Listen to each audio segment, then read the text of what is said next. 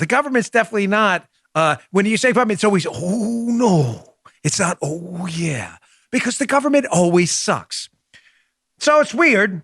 Government introduces a policy for stimulus checks that keeps people from going back to work. Biden administration panics, and they think of an excuse. They say, we can't say it's the government stimulus checks paying people not to work because they're not working. So what are we going to say? I got an idea. Let's just blame another government policy and pretend people won't notice. It still gets us back to the point, even if they were right, which they're not, that government sucks. You see, Fauci wants to keep the government closed for, another year or so? Yeah, maybe we'll get back to normal by Mother's Day next year. Maybe you should stop talking, Fauci. What do you think of that? Okay, zip it for a little while. So what are they blaming? Keep in mind my point. It all goes back to government. Here's Treasury Secretary Janet Yellen, who has forfeited all her credibility now. She gets a question in a White House press conference, and the question is what we've been talking about the entire time. Hey, we're paying a bunch of people through government stimulus to not work, therefore they're not working, right? Like that's kind of a problem. And she can't say that because she loves government. So they got to put a spin. Notice what she blames here. The pivot is just magic. Check out Janet Yellen. It's clear that there are people who are not ready and able to go back into the labor force. Many children are back in school, but not on a regular schedule. It's a challenge for parents to manage schedules where one child is in school a couple of days a week and another child is in school some different days during the week. So caregiving responsibilities and absence of childcare are still important reasons why people are unable to return to work. She hopes you won't notice what she did there. Of course I notice. It's my job to notice and to tell you what to notice because you all work for a living and I have the greatest job in the world. I get to talk for a living. My life is not complicated. Your life is.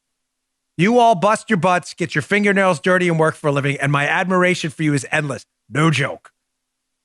I had tough jobs in the past. I don't have one now. I get to talk for a living. And I take my responsibility to tell you what to pay attention to very seriously. Did you notice what she did there? She's hoping if she keeps moving the ball and does the look, squirrel, if she does that you won't notice that paying people not to work is causing people not to work. Because then you'd have to blame who? Government for paying people not to work. So she flips the script and switches it to another thing. And she says, hey, listen, people aren't going back to work because their kids aren't in school and they're having trouble with childcare.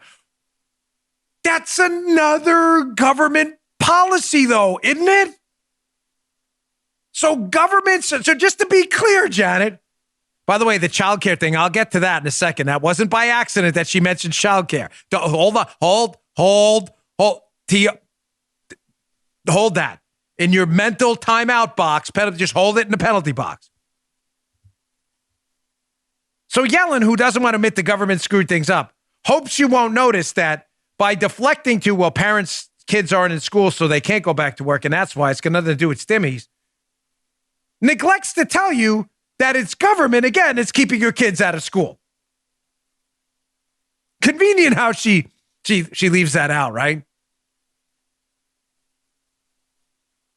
Now, you may say, because you all are savvy listeners. I read your emails. You all are very smart. You may say, well, Dan, she's, eventually people figured out that she's not blaming government stimulus, but she is blaming another government problem, the closure of government public schools. So is she really deflecting from the government sucks narrative?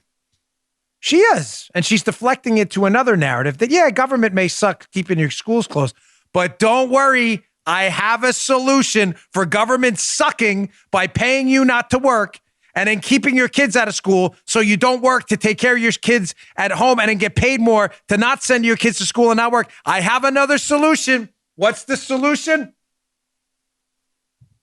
More government. Of course, the unbroken leg fallacy. Government breaks the leg, and to heal the broken leg introduces more of the policies that broke the leg in the first place. What is it, Dan? What's the other government program she's introducing to fix the other two government missteps? The stimmies and the government school shutdowns.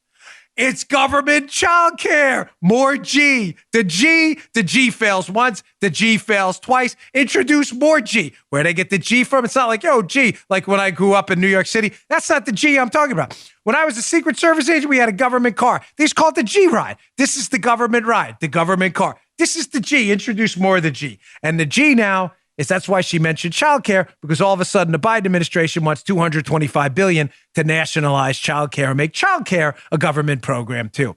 Wow. So just to be clear, you don't want to go to the DMV to get your driver's license because the government can't even manage a driver's license photo in many states and entities. They bankrupted your Social Security, bankrupted your Medicare, and you want the G to take care of your kids? Not a good idea, folks. Not a good idea. But again, because liberals suckle on the government and they love it and can never surgically detach from government and never admit it sucks. Government sucks. They can't admit that.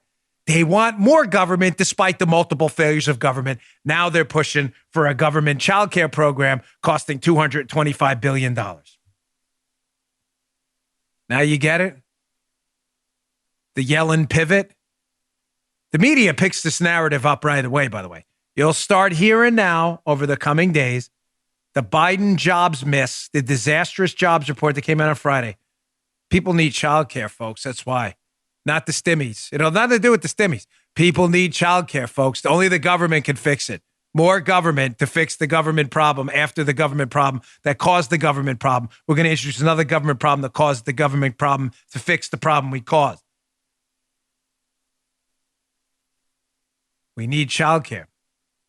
Come on, Dan. Janet Yellen just said that. Maybe her neighbor complained about childcare. That's why she said that. Oh, you don't think, well, you think the Democrats are stupid? You think the Treasury Secretary is not out there pitching the gaslighting company narrative for a reason? Well, here's another cabinet member, the Secretary of Commerce, former governor of Rhode Island, Gina Raimondo, who used to be sane. Here's her on the weekend show. She grabs the baton. The media sets it right up for her. They ask her a question about, hey, are people not working because the stupid government stimulus program is paying them not to work? Watch how she picks up the Janet Yellen baton, and she's sure to squeeze in and advance the agenda. Hey, we need another government program. It's not stimmies. It's definitely childcare. We need more of the G.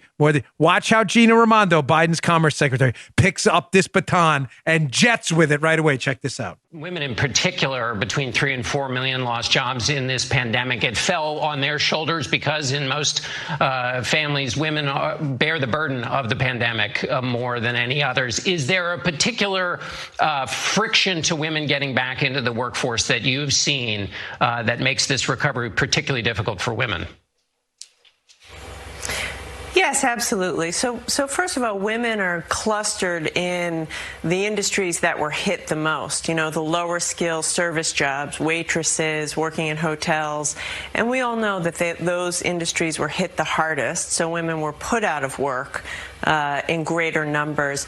But the reality is, as you say, you know, women are more likely to be the caretakers. So lack of affordable child care hits women the hardest. The fact that schools were closed and many still remain closed hits women harder.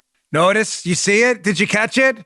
This is my only job to tell you what to catch when you don't have time to catch all this garbage on your own because you're busy and you have things to do. This is my only thing to do outside of raising my kids. You notice how the Commerce Secretary understands the narrative right away? Instead of just being honest with the media and go, hey, we screwed up. We paid people to not work and they didn't work.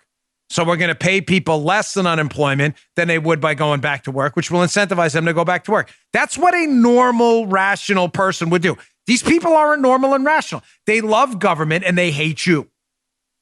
Because those two things, big government, big individuals, can't exist at the same time. It's zero sum. Bigger government, smaller individual. Big individual, smaller government. They both can't exist at the same time.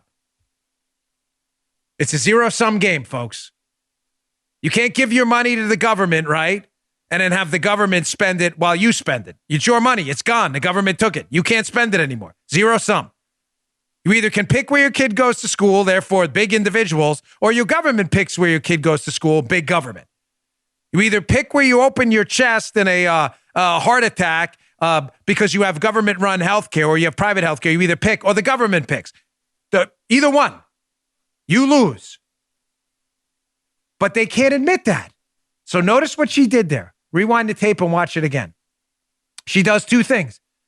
The media tees her up, bunt, gives her a bunt. She brings identity politics in right away. This is about women. Not to mention a lot of guys aren't going back to work either because of stimulus checks. Doesn't matter. They need to get identity politics in there somewhere. So it's all about women right now. Women are being attacked by this economy. They can't find childcare. She doesn't mention that it's the government closing public schools that are causing the childcare crisis. She leaves that out. She needs to push a big government $200 billion plus childcare program. So what does she do? This is definitely misogyny if we don't do this. Women can't find childcare. Did you hear what she said? She said, women are left with the burden. Women are left with the burden. She has to bring in the identity politics. And then she brings up the childcare crisis. Doesn't admit at all that paying people not to work will lead people not to work. You notice how they do this? Effortlessly. And how if you're not paid like me to watch this stuff all weekend, you'll actually believe it. Like, gosh, people aren't going to work because there's a major childcare crisis in the country. And that's really, who's causing it? The fact that kids aren't in school. Why aren't they in school? Yeah, because the government's keeping them. Oh, so it's a government problem. So the solution is, yes, more government, of course.